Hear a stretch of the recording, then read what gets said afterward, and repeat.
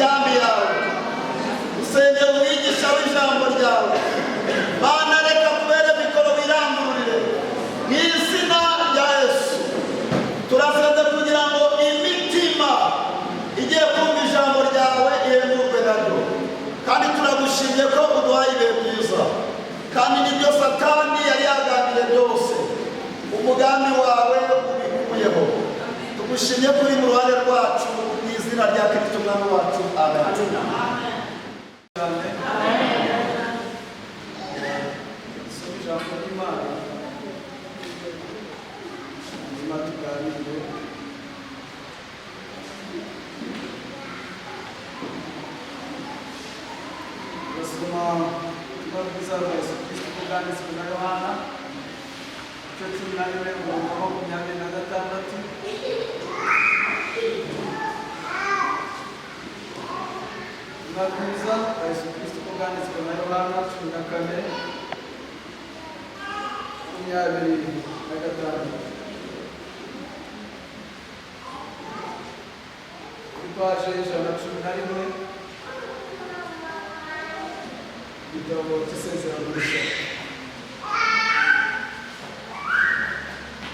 Turasoma mu izina rya Yesu, avuga ngo ariko umufasha ari we Mwuka Wera, uwo Data azatuma mu izina ryanjye, niwe uzabigisha byose, abibutse ibyo nababwiye byose. Amen. Amen. Subiremo rimwe.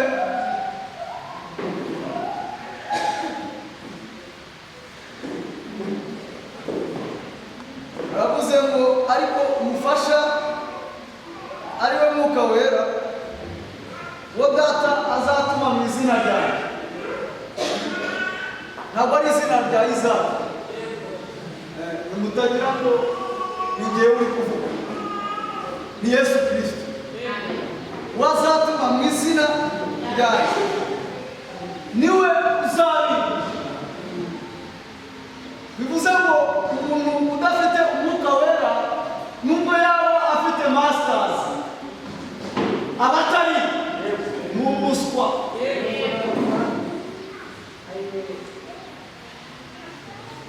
Niwe ndagira ngo tujye dusoma ijambo ry'Imana tubanze tubyumve, turatinda mu gusoma gusobanura amasomo. Bivuze ngo Umwuka Wera ni umuhanga, ni umuhanga, azi ubwenge, ni umwarimu. Umuntu nubwo yaba afite doktora n'amashuri ahari, adafite uyu mwuka ntabwo aba yakwiye. Abantu bamushaka uyu munsi Imana ize kubaho. Haleluya. Niwe uzabigisha. Turi gusoma kandi noneho mu ikintu gikomeye, ntabwo azabigisha Matayo, Luka, Yohana na Mariko, azabigisha byose. Byose wabo Mwuka Wera afite ubushobozi bwa kwigisha umuntu kubaga, kuvura, shimi, biyoloji, imibare, indimi, ubuganga, politike, gucuruza, byose.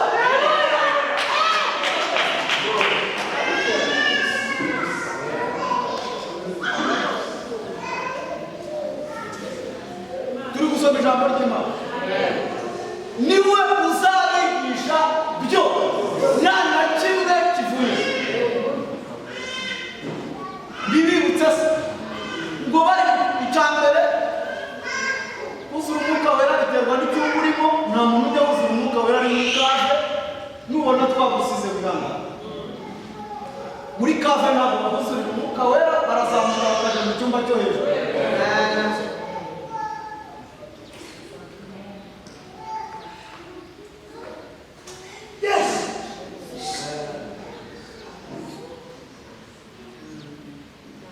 Irango murabyumva?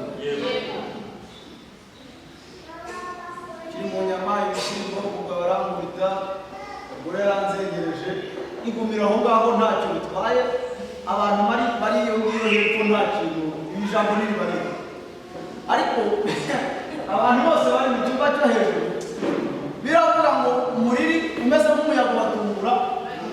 noneho n'ubwo ikintu cyatanga abantu bose bari bavuye mu mahanga menshi ngo bumvishe abantu bawuzuye barimo kuvuga indimi zabo, kandi ba Petero bari abazenete badaheruka mu ishuri, ariko bakumva bari kuvuga urufaransa rwiza, ubwongereza bwiza, ubushinwa bwiza, ubwetiyopiya bwiza, urumageregu rwiza. ni ukuvuga ngo umwigisha naza azabigisha ibintu byose.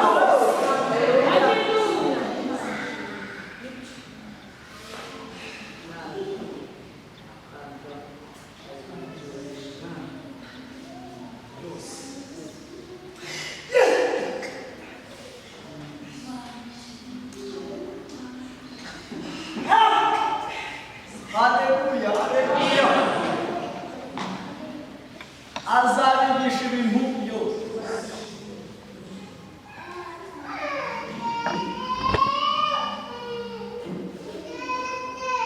Haleluya. Amina.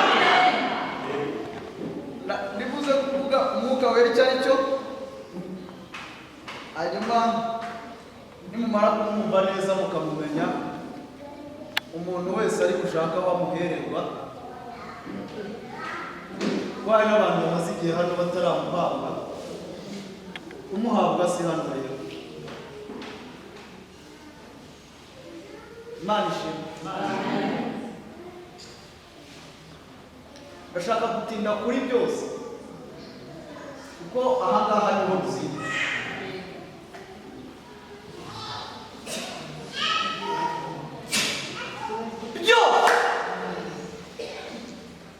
Umwuka wera afata umuntu atararezwe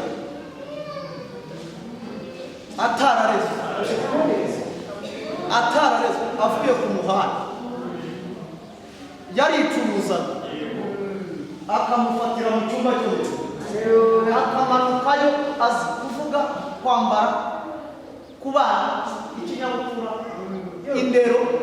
ni ukuvuga ngo akavayo ko yahuye n'umuhanda, azi byose.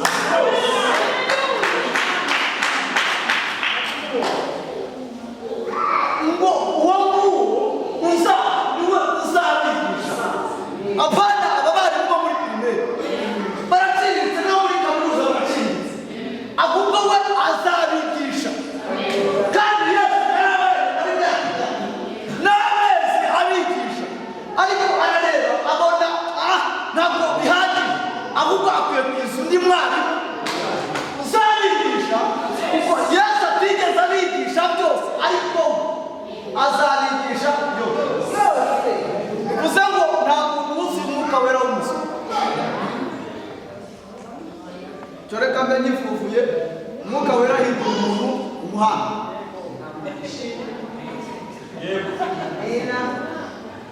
waba warize pirimeri utaba wariyize, ababyize birabareba, twebwe turi mu cyiciro cy'umwuka wera. Haleluya. kandi ntimwumve mvuga gutya nanjye narize, ariko ibyo byose rimwe abadogiteri n'abaminisitiri bigeze guterana, baraterana kubera ikibazo cyari cyavutse muri Egiputa. murabyibutse? ni hano hirya mu itangira, aha hirya kabisa, ni hafi cyane. noneho bari bateranye, havutse ikibazo cy'umwami wa Mose arangije.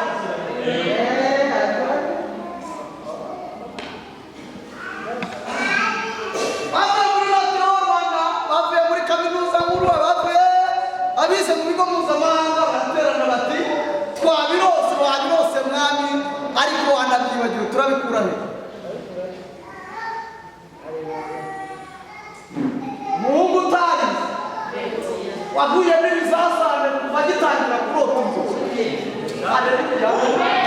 Kamuka Potifari avayo nabi bamusinga icyaha bita Viyore.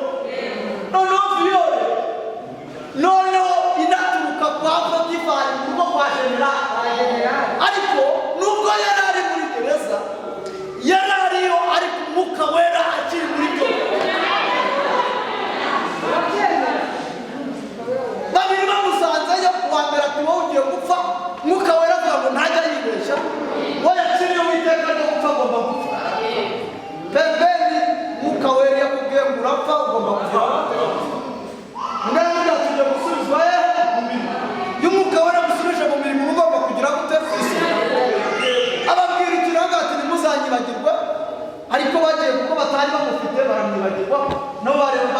kimwe n'abandi. Umva rero amaherezo y'aya makuru. Bicaye bibuka ko hari umuhungu muri gereza ugira impano z'umwuka we. Ziraje zirigize ibyibushye ati ewe ati nibyo. Noneho abimenye arushaho kugira ubwoba kugira ngo adohokerwe. Ati se none ko ibyo bintu byabonetse tuzabigenza gute? Umuhungu wuzuye umwuka we ati nugushaka ibigega. Barangije baramwicaza bati rero dufite abantu bize ariko twakura hehe?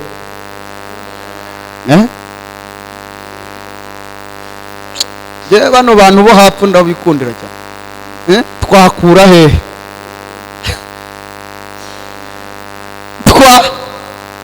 Urumva bari gushaka umudokiteri muri icyo gihugu.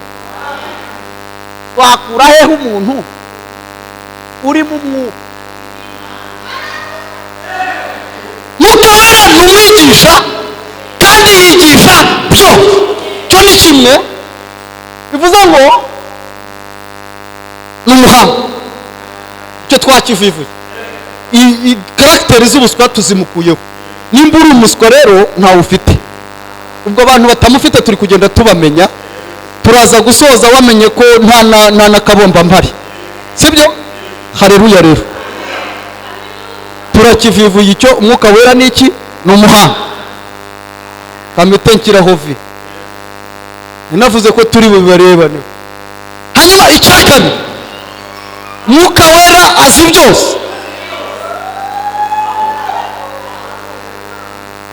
Mwuka wera azi bingahe? Bivuze ngo imibare n'ibimenyetso nabyo arabizi. Azi n'indimi, azi na siyansi, azi n'ubumenyi bw'isi. Ubwo nacyo tukivivure azi. Haleluya. No n'abantu ubwo yabanye nabo arimo nabo baba bazi byose. Ubwo nacyo tukivivure. Ariko rero mujya muza kwiga mufite ikayi n'ikaramu. Atari ibyo muzakomeza mubabaswa nka bari abantu batamufite. Mwuka wera zibingahe?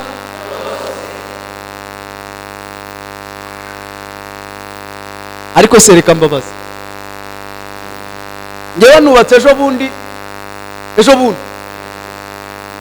Murumva ko ari bihe. Ariko njya kujyayo umwuka wera arabanje anyihererana ahantu. Abimbwira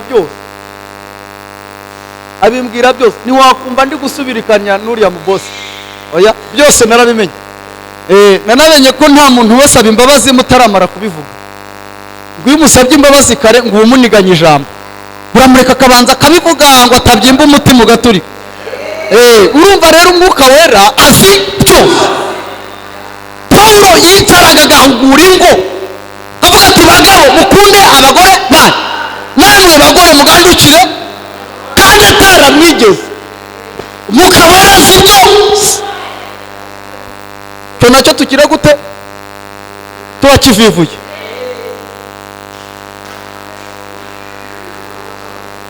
Ariko hari abantu bari mu rusengero muvuge ngo amen. Mwuka wera azi byose. Unaza akabyina ati wakabonye mana, yajya kwa muganga bati twabonye ikibyimba mu nda, yazana ati wakabonye mana, yasubirayo ngo twakibuze. Mwuka wera azi byose.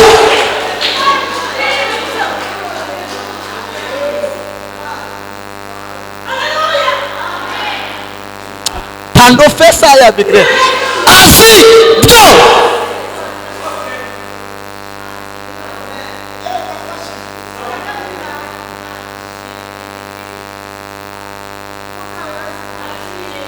Sanga umuntu ari kwi haleluya.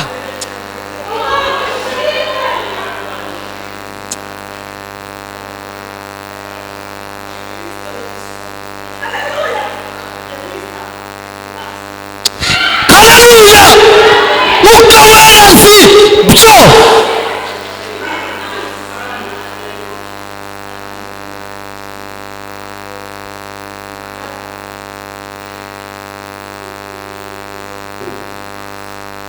Ibi bintu ntabwo ari ibinyoma. ariko dusubire gusoma mwongere mubike umutwe muri Bibiliya. Hari igihe wenda ndi kubihindura atari byo byanditsemo. Aravuze ngo ariko umufasha ari we Mwuka Wera. Urumva ko amaze kumuvuga.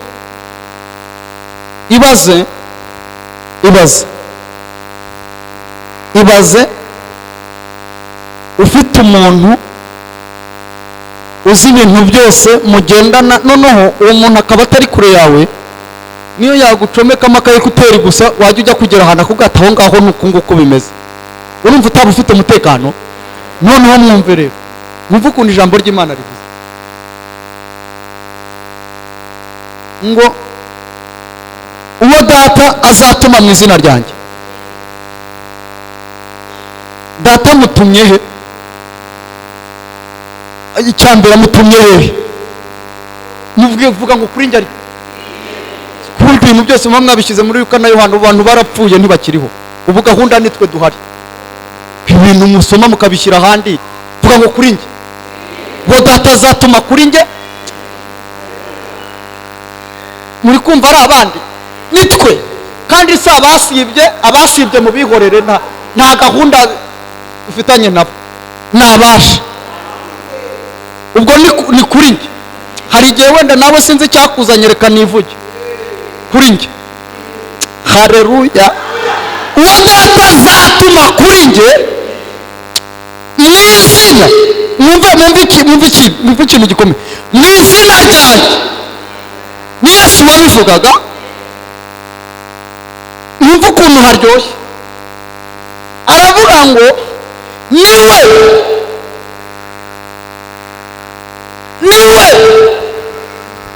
uzabigisha byose.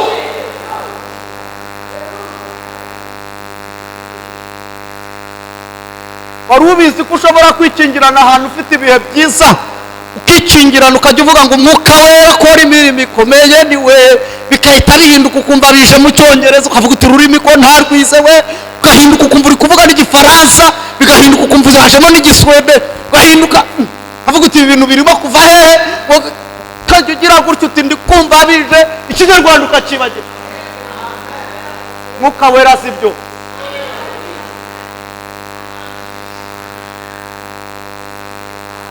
Mwuka Wera si byo. Mwuka Wera si byose we. Noneho rero ntabwo abizi kugira ngo abigumane, abizi kugira ngo abitwigishe. Cyo ni kimwe. Ubwo ko nako twakaviva tugiye ku cya gatatu. Ariko se murahari? Muri kumva turi buze gutaha turi abahanga?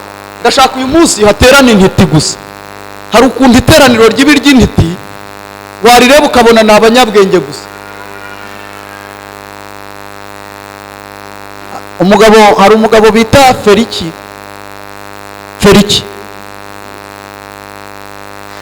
Feliki yari guverineri w'intara ya Yudaya. Muri biriya bihe bya Yesu, Roma yari yaragiye ifata hafi isi yose, hanyuma ikagenda ikoroniza nk'uko wafata u Rwanda ukarugira intara y'igihugu kimwe gikomeye runaka. Hanyuma rero yari abayuda bari barakoronijwe n'Abaroma, babagira intara, bakajya bohereza umuyobozi uturutse i Roma, akoherezwa mu izina rya Kayisari. Maze rero Feliki aza gusabwa n'abatambyi ko yafunga Pawulo. Feliki yari afite umugore bitaga Dorosera. Dorosera yari mushiki wa Herode wa gatatu. Hanyuma uwo mudamu bita Dorosera yari asobanukiwe ngo amakuru y'iby'iyo nzira. Mwumve namwera. Noneho na Feliki nawe ngo yari afite amakuru y'iby'iyo nzira. Hanyuma baroherezwa, hanyuma abatambyi bayobowe n'uwo bitaga Ananiyasi, wari umutambyi mukuru icyo gihe, babanza gufata Pawulo bamukubita umunwa ngo atazavuga. Hanyuma bamaze kumudiha umunwa wabyimbiye, bamwohereza kwa Feliki ngo agende amucira urubanza. Ariko umwe mu bajenerali bari batabaye aramubwira ati ntuzigere umucira urubanza, ati kuko abo bantu bari kugutega umutego uremereye. Hanyuma rero amaze kutamucira urubanza amugenera appointment cyangwa se umusangiro wa nimugoroba, aravuga ati ndashaka njye nawe tuzasangire tuganire kuri ibyo bintu uhora wigisha. Pawulo rero baragenda baricarana, aravuga ngo njyewe sinaganira nawe turi babiri kuko uraciriritse, ahubwo tegura igiterane muri stade nzahurireyo n'abantu benshi abariho tuganirira. Mwuka wera sha, haleluya. Hanyuma bahurira muri stade, abahereza ingingo 3 zo kuganiraho n'ibikomerezwa byose byayo. Aravuga ngo ndagira ngo tuganire ku byo gukiranuka, umva sha Umwuka wera. Kabiri tuganire ku byo kwirinda, gatatu tuganire ku by'imanza zizacibwaho ite. Arangije arababwira ati umuntu uzifiteho ingingo nahaguruke agira icyo avuga, habura n'umwe. Mwuka wera.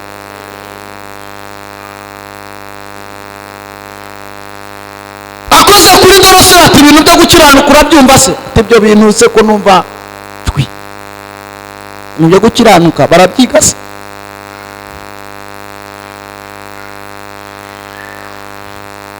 Turimo twe twize n'aya Bibiliya ariko uvayo gukiranuka bikanga.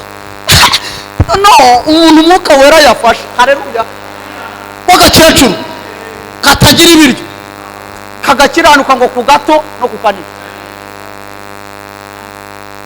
Pawulo arababwira ati ibintu byo gukiranuka, uwo mugore Dorosera ufite wamwatse umugabo w'ingabo hariya mu mujyi Yerusalemu, ibyo bintu ntago birimo gukiranuka. Ageze mu byo kwirinda arababwira ati reba ukuntu musigaye musigarira naho umugabo yajya hanze ukamusigarira ku mugore we, aravuga ati ibyo bintu nta kwirinda kurimo. Ageze mu manza batirekera rekera. Mugabo igiterane gitaha nta wundi uvuze kubera ko niwe munyabwenge wari uhari. Muhabwe Umwuka wera mu izina rya Yesu. Biravuze ngo iri teraniro tugomba gutaha turi intiti. Abyibukana sigezeho bati ni banini ni barebare ni n'abagome bakurya uri mu bisi. Teraniro ryose Timose we turashize. Abahanga babiri rero barahaguruka baravuga bati nimba Uwiteka twishimira mwe mukiza agapira hasi. Ubwo turavuze ngo Umwuka wera ni umunyabwenge. Ubwo iri teraniro ni iry'abahanga kuko umuntu utari butahe adafite Umwuka wera amenye ko acyuye zero. Turi gukorera ku icumu uyu munsi, wa mbere yawuvuze yaravuga ngo ni umuriro. Ibaze muri kino kinyejana kubaho nta muriro ugira, uba warasigajwe inyuma n'amatara.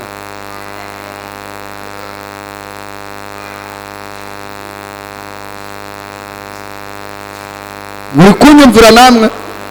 Umuntu utayafite byibuze aragerageza agatwara mobisoro. Ngaho ibaze muri iki gihe kubaho nta mashanyarazi ugira, si danje. Usiku wa mbere yavuze, wa kabiri araza aravuga ati umutsima n'amazi tugiye kubigeraho. Umva ukuntu hasi havuze rero. Haravuze ngo azabigisha byose narangiza abibutse. Kambabwira akantu bita kwibagirwa gatoya, ariko mujya mubona iseseme twagize tukigera i Kigali. Urabona kandi ntago tuba tuyigirisha. Usigaye ubona ibintu biteye iseseme ukumva urayigize. Ako si kiba mu cyaro yabagaye. Kubakuraga ikijumba mu ngutiya ya 4 akita bagupfunyika ukarya. Iseseme yavuye he?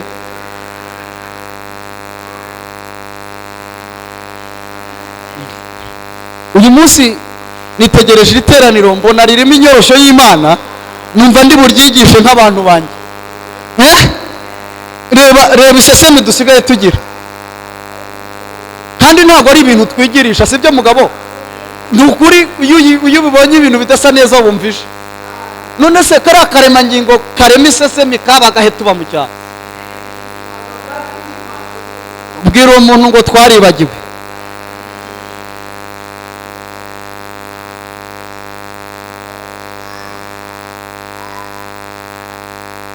Twagize gute? Twagize gute? Ibuka kera ucyambara ikabutura yacitse inyuma ifite amatara, urabyibuka? Kuza i Kigali ntibyari icyifuzo, ntiwabisengeraga? ntiwabonaga imodoka ugahurura? none usigaye wambukana nayo Nyabugogo igicaho ufite utambuka n'ikirenge munyuranyuranamo nk'aho muziranye. none se akaremangingo k'ubwoba kagiye he?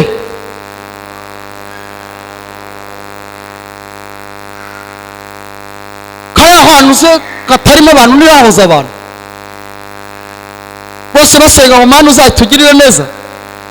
noneho rero akaremangingo ko kwibagirwa kabaye kenshi, uburyo uhura n'umuntu ukabona ntanakwibuka ejo mwari muri kumwe, kandi ntaba kwibuka pe, ntabwo aba abyigira, aba yakwibagiwe. noneho Yesu yarabibigishije, yavuze inshuro nyinshi ko azapfa ku munsi wa gatatu akazuka, arabivuga biba indirimbo, arabibabwira, ariko akimara gupfa bahita babyibagirwa. mu minsi 3 Petero ahita yibukana yasize indobani n'ahantu ubwato bwe buri, asubira kuroba.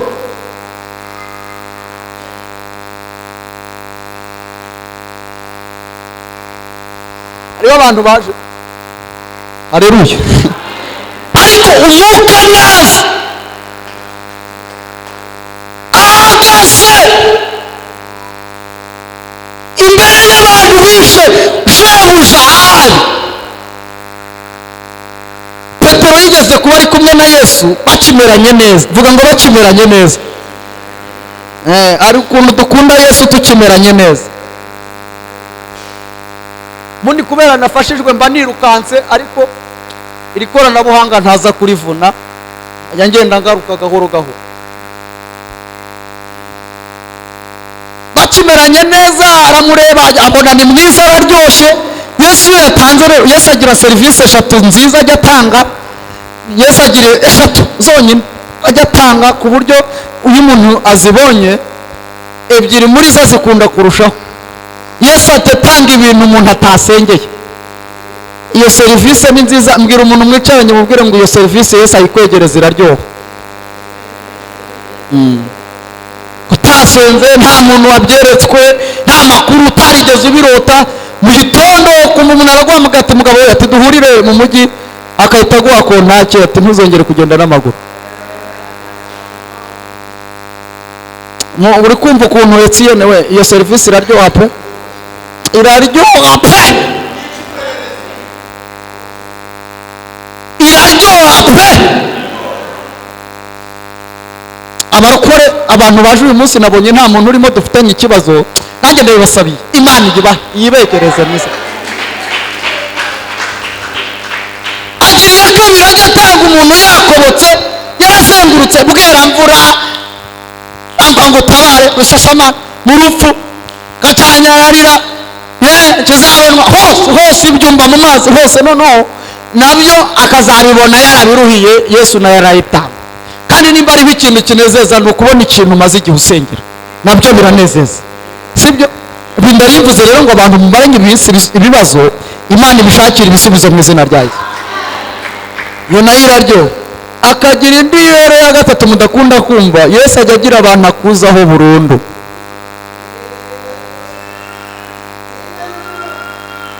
ajya agira abantu akuzaho burundu.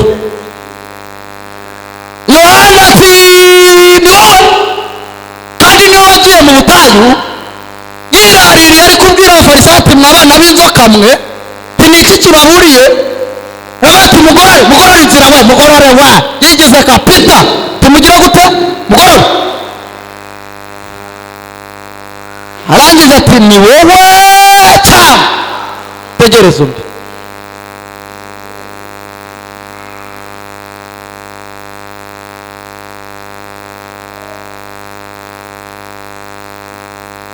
Yesu yibereye mu tuntu n'utundi, vuga ngo tuntu n'utundi, amwohereza ibaruwa nanone yo kumusubiza ati mugende mumubwire ibyo mwabonye. bagezeyo bati yewe muri murakomeje, byagenze bite se? Yewe ibirema biri kugenda umutima atari ku ntabona ko mfunze. Ati yewe tubirage birimo kuvuga nabona ko mfunze. Ejo mu birori babatanze n'igihanga cyo ku isahane, Yesu amukuzaho burundu. Iyo nayo arayitanga. Kandi ibyo bintu simurebe uko mwaje hano mwese, ntabwo ariko mwese muzagira amafaranga. Ibintu ngo byo kuzamura amatelefone ngo mwakire igitangaza n'ikiganza gishyushye n'ibiki, murataha benshi ntayo muri bujyane. Ariko umwuka naza. Haleluya! Mwuka wari yaje akwibutsa ko, haleluya, uyafite utayafite, urwaye uri muzima, utunze udatunze, ukodesha udakodesha, uri mu modoka utayirimo, ugenda n'amaguru cyangwa wanayo warayabuze, Mwuka Wera aragufata akakugira umuntu udasanzwe, ku buryo ibyo bintu byose ubona nk'utuntu duciriritse.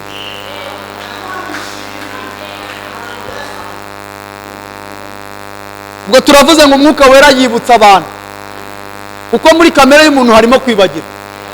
Ejo bundi mu itangiriro sibwo Imana yaremye Adamu, ntiyamubuje ati ntuzarye, si yahise abyibagirwa, ntiyahise arya. Mwese ubu ntimubona ko n'abagabo dusigaye twikorera imitwaro Nyabugogo? Iri buriya ni uburushyi bwavuye muri Edeni. Nawe yaraduhemukiye. Ngo bivuze ngo abantu tugira gute? Turibagira. Si ureba ko mwese mwaje? Ubu ngubu abantu baje ntabakibyibuka. Hari uwo muri buhura akavuga ati harya uyu munsi mwasenze?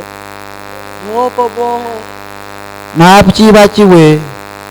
Kandi ejo bundi yijuje 31 Imana itaramwibuka, yaravuga ati Mana ntabaye we, kajyayo Ebera mvura mugahurirayo, ati ntabaye mugahurira mu cyo mu cya hafi Nyarugenge kuwa gatatu, kuwa kabiri Katabaro, kuwa gatanu Bwera mvura, ahantu hose akaba yagezeyo atari kubyibagirwa.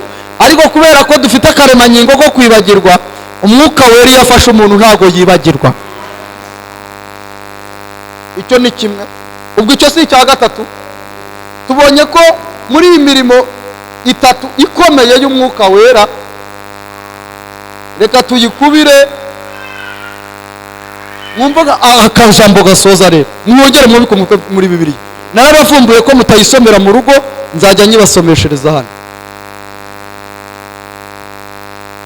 Azajya bibutsa ibyo nababwiye byose. Uyu munsi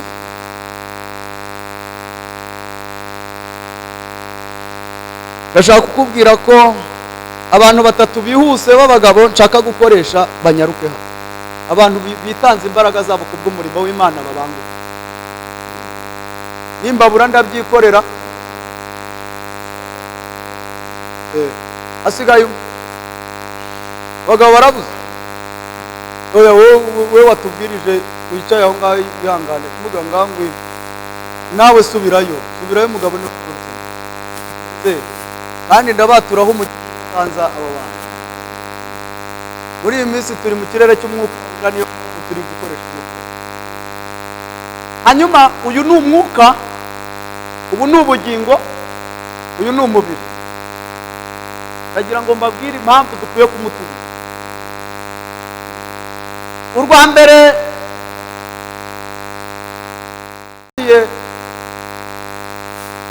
Abagatiya 5:23.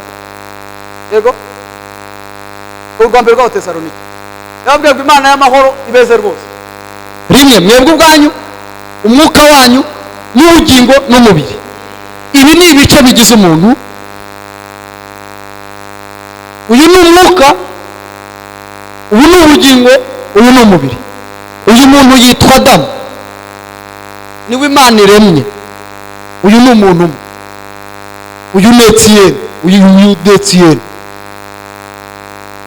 Noneho uyu muntu Imana iremye ni umwuka kurenza uko ari ubugingo n'umubiri, kubera ko Imana iremye ibintu kumwita amazina. Ntabwo yigeze ajya gushaka ibintu ngo bireba hasi mu nyanja kugira ngo amenye ko ari barene iri munsi, ahubwo yari afite ubumana muri we bumwereka ibiri munsi mu ndiba y'inyanja Imana itabigizemo uruhare. Haleluya. Uyu muntu si ngombwa kumenya gushaka shimeri ngo amenye ko akantu kari munsi y'igiti ari urushishi. Birinda birangira kandi ari Imana yabiremye. Bivuze ngo uyu muntu afite ubumana bwuzuye. Haleluya. Hanyuma umuntu agikora icyaha, murebe ukuntu bigenza. Umwuka uraje ugiye hagati y'umubiri n'ubugingo. Iyo tuvuga ubugingo tuba tuvuga ibice bitatu, tuba tuvuga imitekerereze, tukavuga amarangamutima n'imyanzuro. Hanyuma uyu mubiri n'ubugingo umwuka bigiyemo hagati. Ni ukuvuga ngo umwuka yagengaga ubugingo n'umubiri, noneho ubugingo butangiye kugenga umwuka n'umubiri. Niyo mpamvu akimara kumenya ko yakoze amakosa, amaso yatongeye guheza ngo abone Imana. Kandi mu itangiriro mu mafu ya nimusi Imana yarazaga ikamuramutsa ati umeze neza, tuze mwaraje, undi ati twaraye, undi ati amakuru yo mu ijuru. Murumva ukuntu yabanaga n'Imana. Noneho ibi bintu bimaze kujya aha, ubugingo bumutegeka kwihisha, hanyuma umwuka urabyemera n'umubiri urabyemera, bajya kwihisha. Ubwo bwari uburyo bwa mbere Imana yabanaga n'umuntu nk'inshuti magara. Iyo bavuga ijambo father cyangwa se data, mu Kinyarwanda bavuga isoko. Data bivuga isoko. Father is a source y'ikintu, ni isoko ya buri kimwe cyose. Hanyuma uyu muntu rero yaturukaga mu isoko imbere ya data.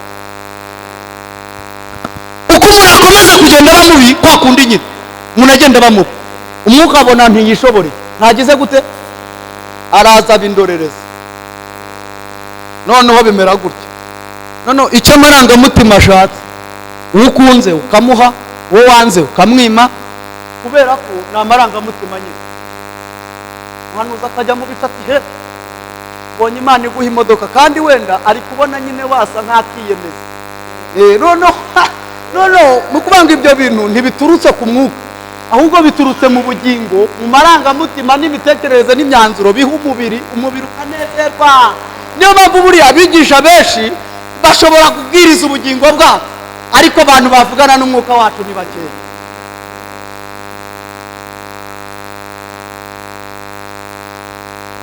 Umwuka abaye indorerezi atangira umurimo w'ibitambo ukagituma uyu mubiri n'ubugingo, kuko ari abanyamakosa, bahora ari abanyamakosa. Imana ikajya ihora ibejesha amaraso y'ibyapfuye kugira ngo itamaraho abantu. Imana ibona ibitambo byose byarananiwe, ubwayo Imana yikuramo akaremangingo k'uyu muntu bita Yesu, irakaduha.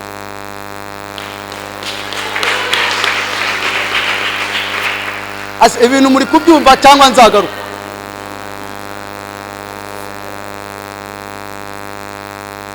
Noneho uyu muntu amaze kubona Yesu, wumva bwa buweza nguni bwacu, n'ubundi Yesu nawe aje tugira gute, turamwica. Imana irabanza iramuburira ati nujyayo bazakwica. Yesu ati ndabyemera. Ati bazagukubita. Yesu ati ndabyemera. Bazakwambika ubusa. Yesu ati sava. Arangije yishyiraho uwo mugogoro kugeza apfuye. Amaze gupfa rero, muri we hari harimo ibice byombi bitatu, ariko bimeze gutya. Yesu niwe muntu wabaye ku isi afite ubumana bwuzuye 100%. Iyo mpamvu Yesu yasonzaga, ariko umwuka akamuyobora guca ahantu, agasanga Samariya hariyo umusamariyakazi wagiye kuvoma. Yiyumvishijemo kuhanyura, bivuze ngo umwuka we wari ukiri muzima ukabwira amarangamutima n'umubiri ukabikurikiza. Yesu yarapfuye, aba bantu bombi bapfanye nawe, ndi kuvuga ubugingo n'umubiri, hasigara umwuka. Umwuka ni igice kiba muri Yesu bita Kristo. Uyu Kristo ajya kurwana intambara yo mu mwuka. Kristo ni nawe wagarutse azura Yesu. Uyu Kristo ni Imana 100%, ariko ibi byombi ni abantu 100%. Mwumve rero igitangaza cyabaye aha ngaha. Yesu yaje kugira ngo ibintu abisubize ku murongo. Umwuka wera iyo umuntu akiwuhabwa, umwuka ugaruka muri control. Haleluya. Iyo umwuka wera uje mu muntu, ibintu byose bigaruka munsi y'ubushobozi n'ubushake bw'umwuka. Ujya kwicara. Ndashaka kubabaza ikibazo rero gikomeye.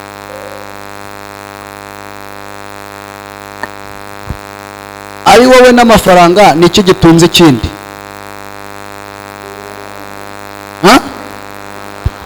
Amafaranga mubona ari iki gitunze ikindi? Amafaranga arabatunze. Abantu amafaranga atunze mugire gutya, oya muzamure nta kintu bitwara. Abantu amafaranga atunze, abantu bayatunze se.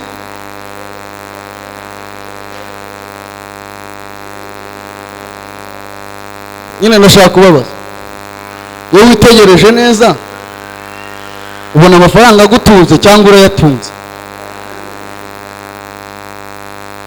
Ariko hari n'abatunze, sibyo?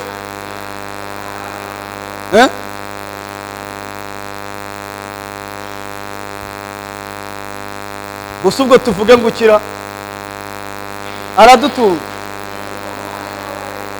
cyangwa uratunganye?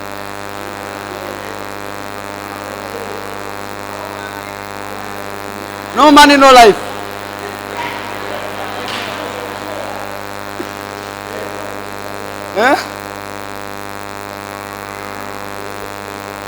Mwumve rero mundebe hano. Umuntu utunzwe n'amafaranga ayabuze yapfa. Niyo mpamvu umubwira uti mfite ikibazo cya 2 kandi ayafite akagusengera, ayaguhaye yapfa kuko yabaguhaye ubuzima bwe. Urumva ko uwo muntu atunzwe nayo. Umuntu utunzwe nayo mujya no kwitanga akazagushima Imana rwaruzuye, ati ndashima Imana ko nubwo nta mubyizi wanjye uriho ariko rwaruzuye. Uwo muntu atunzwe nayo. None umuntu utunze amafaranga abavuga ati nubwo yagenda tuzabaho. Murumva ko abantu batandukanye. Umwuka wera rero icyo mwitegereje mubona tuwutunze cyangwa uradutunze?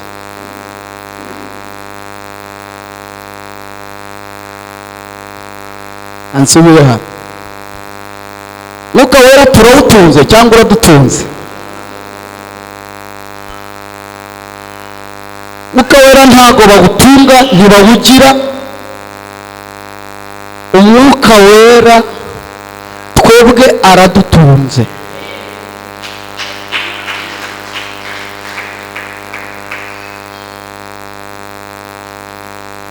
Iyo hari tuba turi burye, iyo hari tuba turi bwambare, iyo hari tuba turi bubone, iyo hari tuba turi bwunguke, iyo hari tuba turi butere imbere, iyo hari tuba tuguwe neza, iyo hari tuba dufite imyanzuro mizima, iyo hari tuba twambaye, iyo hari tuba twisize, iyo hari tuba twakarabye, iyo hari tuba tuguwe neza, iyo hari tuba dufite abantu, iyo hari tuba tuyobotse, iyo hari tuba tworoshye, iyo hari tuba tunoze.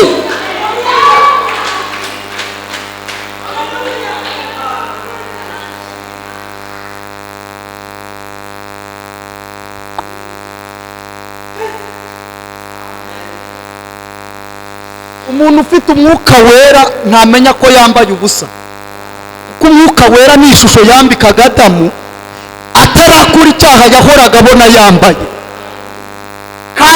kandi mu buryo bw'umubiri ari kurya ubusa nta kintu gihari, ariko akumva ntasonza, ntagira agahinda, ntababara, ntabwo ushobora kugira imbuto z'agakiza utaragira umwuka we. Reka mbabwire ikintu gitangaje, ubu muri mwe habitsemo ibyaha muzamenya ko bibarimo umunsi mwageze kuri tere yabo.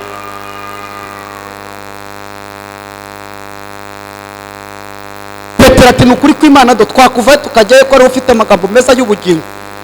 Ati ndagukunda aho uzava nanjye nzahagwa, ntabwo bazakubamba mbere yuko bamama. Ati nukuri kw'Imana njyewe do Yesu we wangu ndakwemera.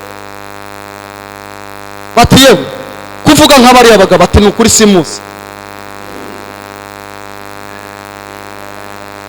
Atari kuri uwo mu wabo twaranakubonaga tubwo n'uwo dusa, uwo singe.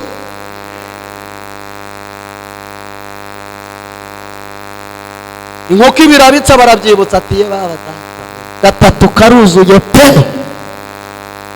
Mwuka wera atagufashe ngo agutume washiduka uhakanye ibyo wemeye mu ruhame.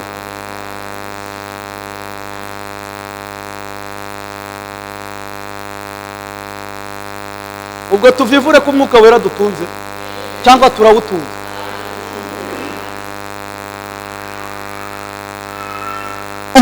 Umva umuhanuzi Yeremiya ukuntu yavuze, ariko haleluya Yesu we.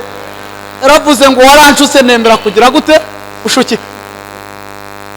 Arangirira aravuga ngo njya niyumanganya ngo ntabivuga, ngo nkabihambira we, ngo nkabihambira ngo nkumva muri runyatsemo ngo gaturuka ngo mu mbititiro ngo kanzamuka, ngo nkumva ni ikibazo kigiye guturitsa umutima, ngo nkahita nobora nkavuga nabizi, ngo nkashiduka nabivuze. Umva ibintu by'umwuka sha, nukuvuga ngo uyu mwuka gutunze, amen, we akugenera ibyo gukora. Uziko Yesu ngo yamaze kubatizwa ngo wakajyangwa n'umwuka mu butayu. Mu gihe mwebwe kubura umuceri ari byo bibajyanayo.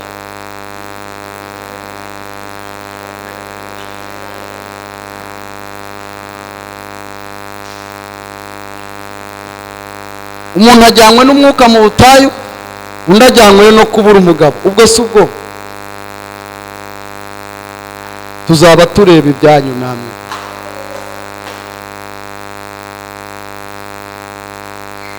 Ubwo tuvuze ko umwuka agize gute, tugiye kuvuga kanyuma ubundi dusenga Imana. Ko ndi kumva nca gusiga iminota nka 20 yo gusenga. Umuntu agasenga ubundi. Reka mbabwire impamvu, uzi impamvu tugifite abaswa benshi, nuko abantu benshi banze kuzura umwuka we. Hari umupasitoro aba baramuza abatambyi, we arahumiriza agira gute, yaba yageze mu Bufaransa akahita yigisha mu Gifaransa,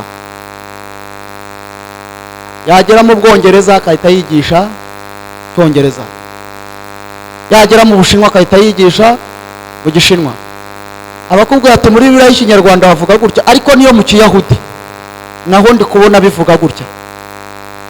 Atasomye atagize gute, umwuka wera n'umuhanga. Ngo dusanza dutunze. Umuntu ntatungwa n'imitsima gusa, ahubwo atungwa n'amagambo yose ava mu kanwa. Ubwo murumva ko imitsima ihari itanahari twebwe turi, gahunda ni ukubaho. Ariko ni ku bantu bamwuzuye da, haza kwishyiramo. Nimba utamufite uyu munsi, ushaka ukuntu ukubita inzu ibipfunsi urara umubona. Uwo mwuka wera ntago abamarayika bamugira,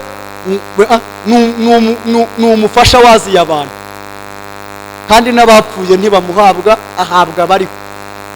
Ubwo rero tayari ubwo ndizera uri kumva uri wageze mu cyumba cyo hejuru, hari ahantu batuzurira umwuka wera muri karabaye hasi mu byumba byo hejuru, kandi bisobanutse, kandi ukamaraho igihe kinini utegereje.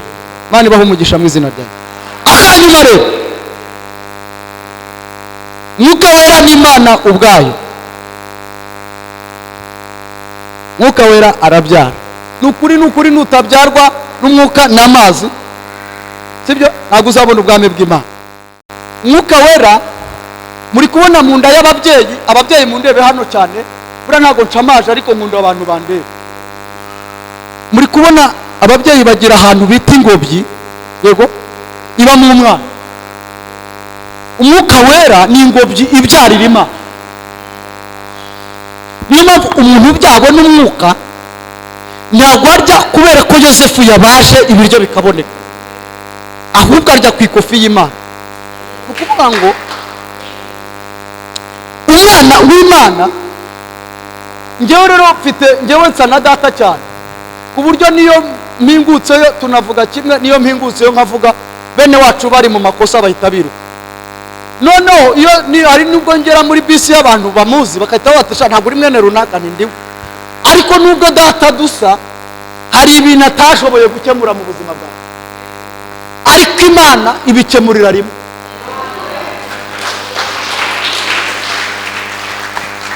Bivuze ku mwana w'Imana ni agaciro Satani atagiraho ububasha, isi no mu ijuru batahindura. Ahubwo iyo Imana ikubyaye igize gute? Iyo Imana ikubyaye ikubyajwe ubyawe n'umuntu, aleluya, itangira inshingano za kibyeyi, indeso, kuguheka, gushyira mu mugongo, kugukurayo, kukunanura, kuguha amata, kukujyana ku ishuri. Niyo mpamvu mubona abarokore bahora mu mashuri tumeze nk'abana b'abakire.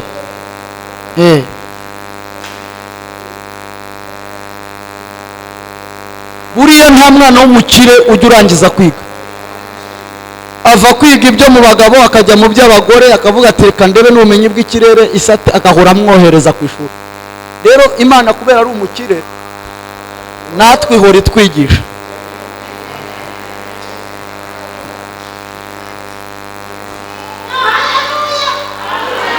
Ntabwo yagukundira kujya mu rugo ngo ntiwige, kandi muri ibi bintu dukora nta gihombo. Gahunda ni ukunguka cyangwa tukiga. Nta muntu waduhombeje uhari, utaratwungukiye yaratwigishije. Nta muntu mu mwuka ukomeretsa undi, iyo atakwigishije arakungura. Gahunda nta guhomba kwa Yesu, ibintu byose ni inyungu. Turabakira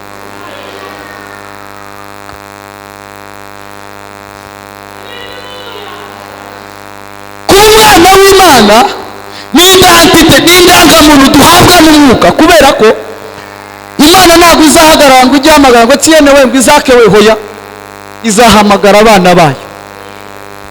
Kambibutse ikintu kidasanzwe. Muribuka umunsi Samweli ajya kwimika Dawidi, yafashe ihembe aryuzuzamo amavuta, ariko Imana yishyiramo n'uturemangingo cyangwa se ADN cyangwa DNA zayo z'ubumana. Hanyuma Samweli atumwa ku bana ba Yesaya, azi ko agiye kureba abana ba Yesaya. Naho mu bana ba Yesaya harimo umwana w'Imana,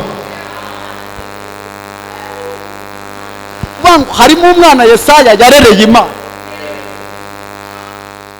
Ntago wakamenyeresha nkugiriye mu Mwuka wera n'imbaraga. Ubundi ntabwo ukwiye kuba mu bantu 10 uri indorerezi, nubwo nta mafaranga ufite, ariko uzura Umwuka wera ku buryo ibyemezo mu bantu 10 bifata. Nubwo utaramamara ngo ugere mu Rwanda, ariko ugomba kubigiramo uruhare. Tugiye gusenga Imana kuzura Umwuka wera. Mwuka wera twigishe byose uyu mugoroba. Ndashaka kwakira umuntu utarakira Yesu nk'umwami n'umukiza, nukwigira neza nabanguke. Ntabwo ibi bintu nyibitindamo uko narabimenye. Niwanga kumva uzumvira muri CH. Nyaruka rero. Urabizi waraguye, urabizi warasambanye, urabizi urikinisha, urabizi uri umunyabyaha. Kuba umunyabyaha ni kimwe, ariko kubabarirwa ni ikindi. Ubwo rero urigirira neza uze, kandi nutanaza ntago bitubuza rwose gusenga, twebwe turi komereza.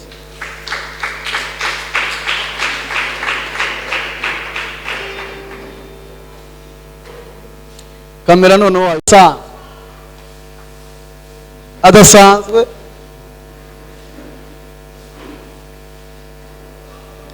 adasanzwe, ariko abantu murarangaye kandi nshaka ko tubahamye.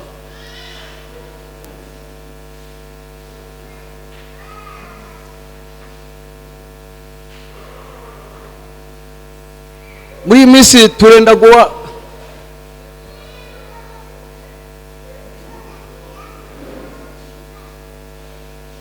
haleluya haleluya. Muri iyi minsi Imana irimo gutanga umwuka wera w'igifute wiyenza.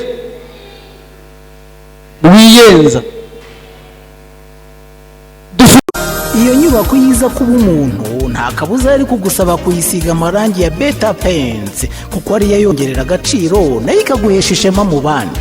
Ngaho rero yibere mu cyimbo umurimbo wayo ubushinge Beta Paints, uruganda nyarwanda dukesha amarangi yuje ubuziranenge aryoshya aho dutuye n'aho dukorera. Hari ay'amazi n'ay'amavuta nka Silk Vinyl, Weatherguard, Fast Dry, Epoxy, Wallmaster n'andi adakangwa n'imihindagurikire y'ikirere. Dufite n'asigwa ku byuma no ku modoka. Niba hari n'ubundi bwoko bw'irangi wabengutswe ahandi, duhe komande. Ikoranabuhanga ryacu ritunganye mu kanya nk'ako guhumbya. Mu Rwanda kandi twihariye gukora amasitike nziza z'ibyuma n'iz'ibirahuri. Produit za Beta Paints murazisanga mu gihugu hose, naho kurangura ni Remera ya ruguru ya gare ku Muhima hateganye na Hotel Kapi mu Gakiriro ka Gisozi hafi y'Umukindo House. Hari kandi ni Rubavu hafi y'urusengero rw'Abadive, i Musanze ni Rusizi. Ariko n'uwaba ari ahandi mu gihugu hose ashaka kurangura produit za Beta Paints tuzimugezaho kandi tukamutwaza ku buntu. Ku bindi bisobanuro iyambaza telefone n'urubuga rwacu ubona kuri screen yawe.